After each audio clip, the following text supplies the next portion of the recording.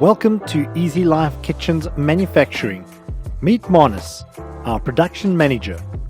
Our beam saw is used to cut all materials used to create our doors, carcasses and panels for all new kitchens.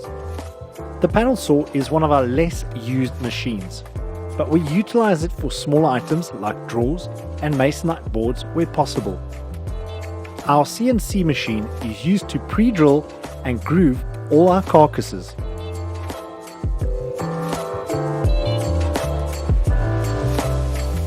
We have two edging machines in our factory. One is used for doors and our 32mm panels, while the other is used for our carcasses.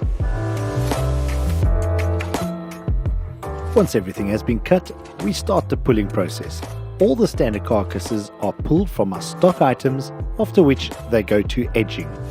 After the edging process has been completed, our packing team checks for any chips, glue or imperfections before the orders are sent to the assembling table.